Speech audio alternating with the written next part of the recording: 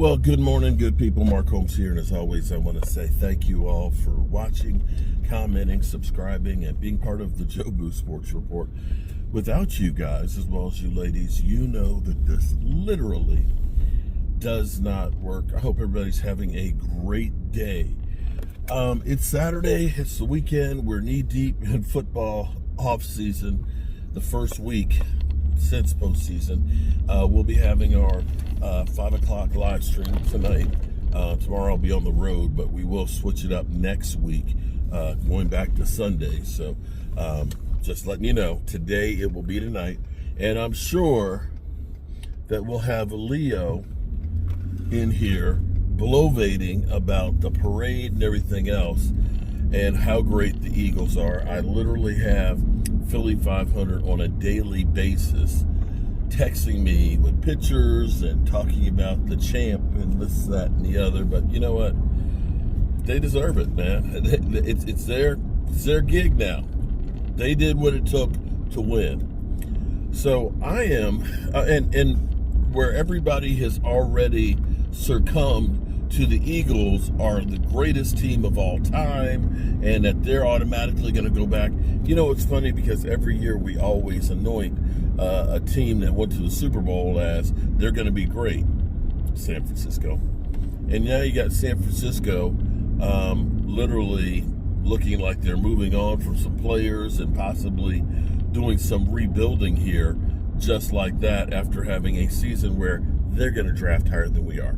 And I've got some reasons why we should pump the brakes on the Eagles, and I'll share that in another video later on. I don't need to get you guys all worked up right now, Eagle fans, because you guys are already there. You'll just say that I'm just hating. Now, I'm on the road today.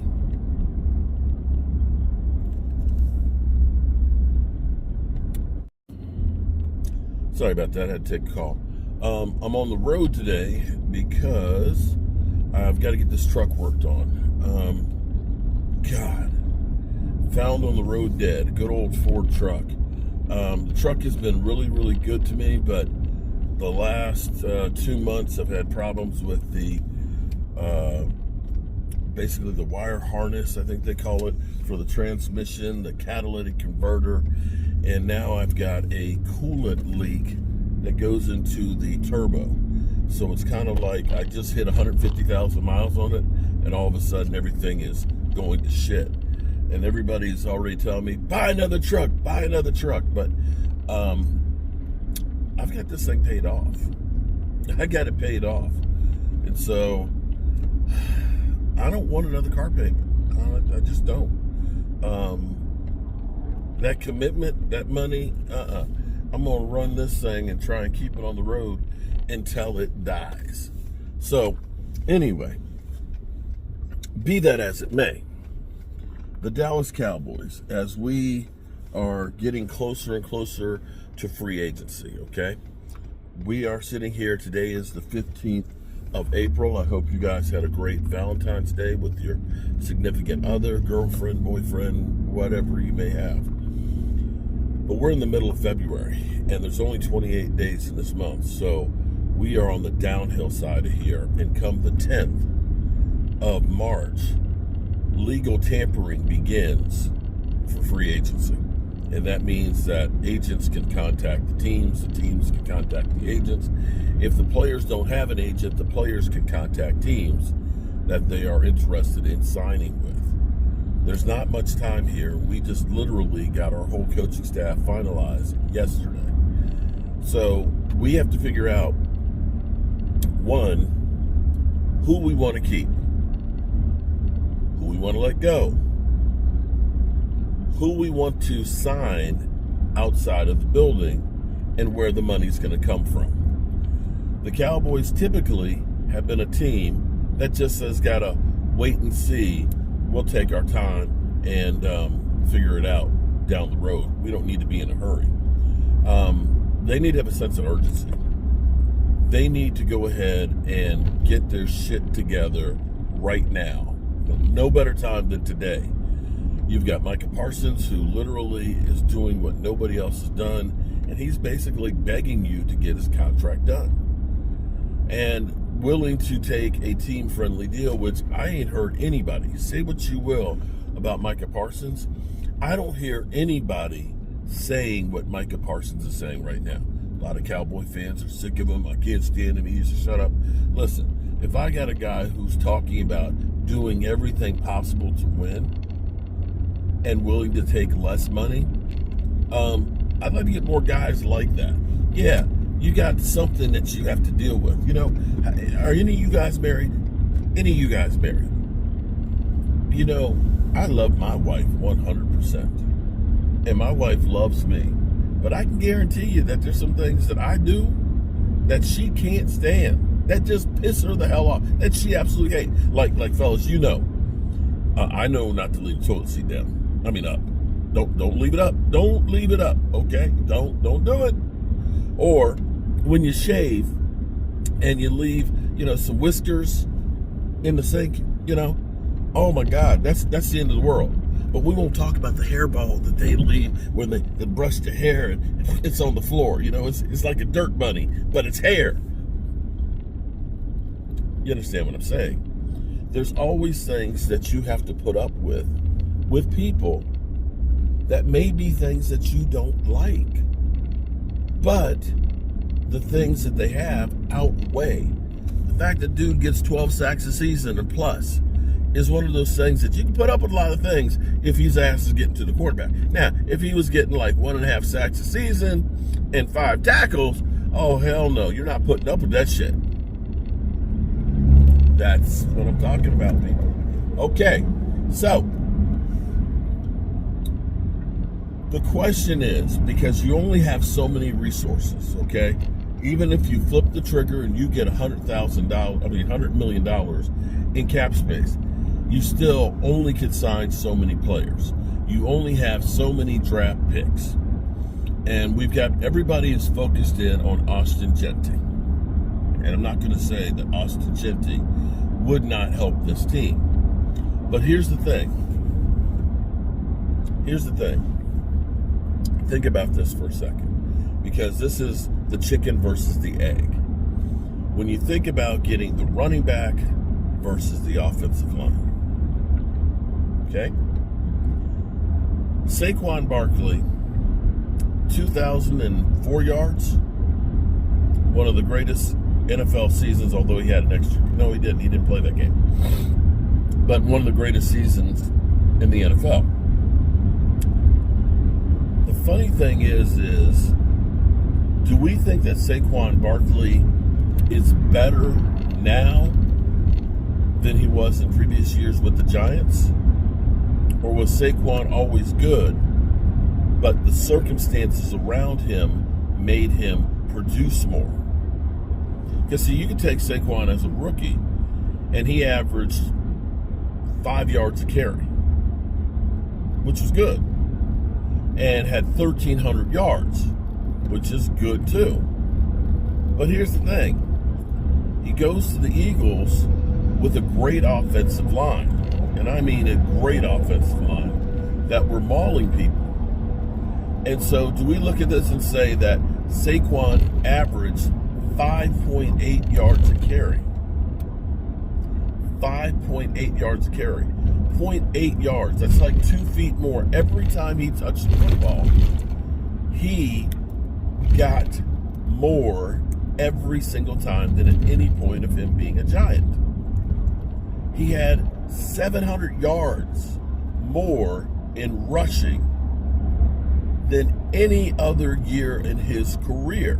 Do we think now that Saquon is a stronger, better back than he was any of those other years?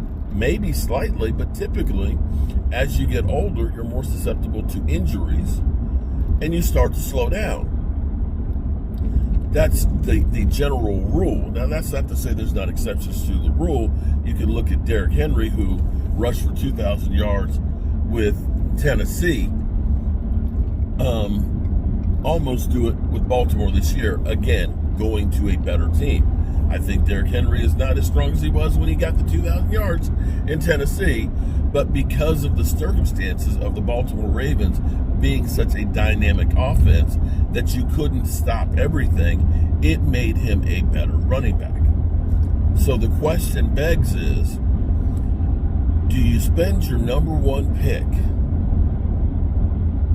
on a guy who might touch the ball 25 times a game? 25 times a game. Or do you get a big nasty offensive lineman who is every single snap of the ball part of your offense? I'm not telling you which way to go, but what you have to understand is, where are you going to get your biggest bang for the buck? Tyler Guyton, he can improve. Maybe he works with Duke Merriweather and he gets better. But he's got a long ways to go to prove that he's an NFL left tackle. A hell of a long ways. And if he's not getting the running back right now, you're just going to have him susceptible to being injured and burned out before you do get the line together. Because I think about Darren McFadden. Darren McFadden on the Raiders for 3 years averaged 3.3 yards a carry. And his offensive line, because here's the thing you don't seem to think about, or people don't seem to think about, is when you looked at Darren McFadden with the Raiders, their offensive line was shit. And so what happens is, he's getting the ball, and a lot of times you've already got defensive linemen that have penetrated and are already upfield. And now I just got the ball. I got to make a cut and try and avoid this guy in the backfield, which means you've got 300-plus pound guys that are about to tackle you. And when that first guy gets there, then it's party on with the rest of those guys. Now you got a couple of 300-pound guys that are coming in there and piling up on you. When Darren McFadden got to the Cowboys, which was the peak of the Great Wall of Dallas, he averaged, like Saquon, a full yard more per carry. Why? Because the Cowboys, and stayed healthy, because the Cowboys' offensive line was opening holes that he wasn't getting hit in the backfield. And because he wasn't getting hit in the backfield, he could get some steam going up. He is now going forward with his momentum. He's not getting hit till after the line of scrimmage. And so you're past the big nasties on the defensive front. Now you're getting tackled by linebackers, safeties, cornerbacks. And being tackled by one of those guys, maybe one-on-one, you're not in the pile-ups where all kinds of shit happens. You're not having 1,000 pounds of defensive linemen on top of you. And hence, your career ends up being more rejuvenated. It will last longer in that type of environment.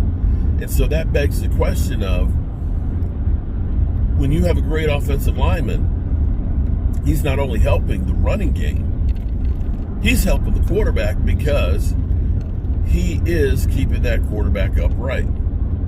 So maybe the idea of saying, everybody's got the Cowboys at running back is the biggest need more than any other team. And I would agree with you. I do want to have a lights-out running back. However, Emmitt Smith is right. We don't know what the plan is. The plan, though, is to be able to run the ball better. And you're going to need to have both of those things. The offensive line has got to be a lot better than what it was last year. I believe, here's my thoughts on where we are with the offensive line. You've got all the talking heads that'll tell you, this, that, and the other. My reason for hope for Terrence Steele is because the Cowboys will be more run-centric. Terrence Steele is a better run-blocking tackle than he is a pass blocker. That's not to say he can't pass block, but if a defensive end knows every time that I am rushing the quarterback, it makes it that much harder for the tackle. The Cowboys are more balanced and end up being able to run the football better, where it's 2nd and 4 or 2nd and 5. then that puts a doubt on whether they're passing the football or running it. And that means the defender has to play the run first. And if you can get the defender to play the run and I'm pass blocking, that gets that advantage back to the offensive lineman because he's going to hesitate. And that will bode well for Terrence Steele to be more run-centric because he is like a bulldozer at run blocking. You want him to run block. Okay, that's the first thing. The second question will be is Zach Martin, who is the wild card. The wild card being that he doesn't know if he's going to retire yet or not. He's waiting till basically free agency to, one, see how his ankle heals before he makes a decision. The question will be is, since there is no guaranteed money or anything like that, he is a free agent. Will the Cowboys say, Zach, we're going to sign you for a 2-year deal that's full of incentives to come back to see how you are? If Zach Martin just had an injury-filled year with the ankle, and the ankle is healed and can get back to his Pro Bowl ways, then that changes a lot for the Cowboys' offensive line. I still believe you may not want Tyler Smith at left tackle, but you may need him at left tackle because maybe you end up taking Brock Hoffman and making him your center, and you make Cooper Beebe your guard. That's possibly a way, if you have Zach Martin, that you may not necessarily have to get an offensive tackle in the first round. Defensive line, we need more help on the defensive line. As you can see, teams in the Super Bowl, teams that went deep, they don't have half-ass offensive lines or defensive lines. And our defensive line, us signing Linval Josephs, Dontari Pose, and things after training camp is not good enough. It's not. We have to get outstanding defensive line play. And we need another edge rusher. You know, there's Myles Garrett out there who, that would be a game changer. To me, in my mind, this is going to sound crazy because Osa and Digizua had some of the most pressures from the interior defensive line than anybody. If you could pair up Micah Parsons, Osa and Digizua, and Myles Garrett, that front, and then Mazi hopefully taking another step, that front is a hell of a lot better. So do you look at this and say, we're going to go ahead and get some chicken shit to fill in on the defensive line and the edge rusher, or are we going to go out and we're going to go ahead and get chicken fillets? I think you got to make moves if you really and truly want to be great. That's my thoughts this morning. And I didn't really answer any questions on what they should do. I'm just kind of putting it out there where I see the biggest need. Do we need a running back? We damn sure do. But we do need to fix the offensive line, or else we're just going to kill him and the quarterback. And with the resources being as slight as they are, we got to make sure that we get the biggest bang for the buck. And oh, one more thing, Cowboys. Please do not draft anybody with off-the-field issues. I don't want no boss man Fats. I don't want no Tristan Hills in the second round. I don't want those guys. I don't want no Jalen Smiths, guys that are injured that are going to be a freaking project. I don't want no guys that are going to end up having, the spine fused in the offseason and we're looking down the road. Jerry Union said, we're win now. We're win now. So that says, don't give me problem child. Okay? Don't do it. Don't do it. And, yeah. Oh, one more final thing. I love it. We stealing something from Texas here in Virginia. We stealing some shit from Texas.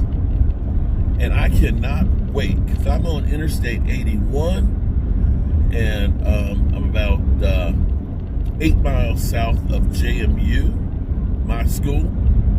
Shout out to the JMU Dukes.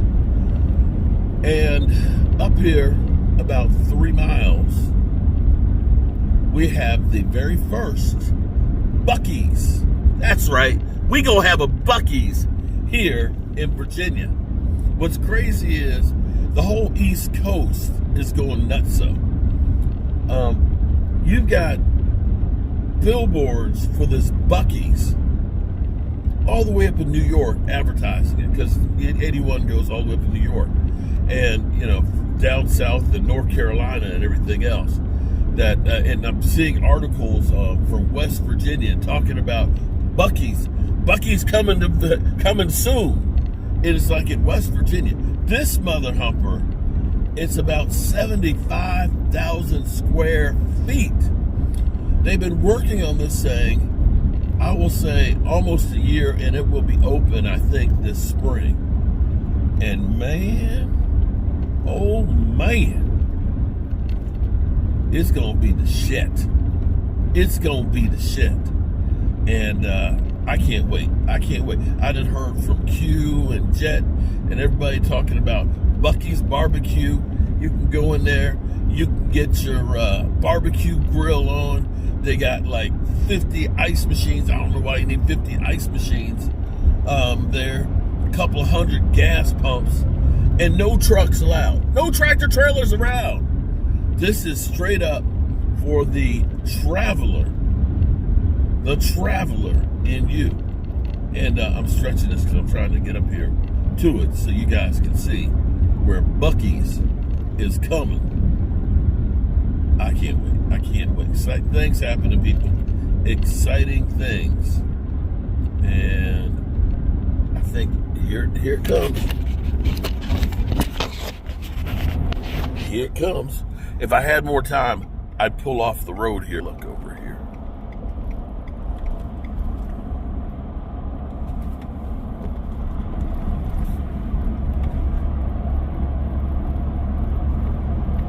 Buc-ee's. There it is. There it is. Good old Buc-ee's. That's the backside of it.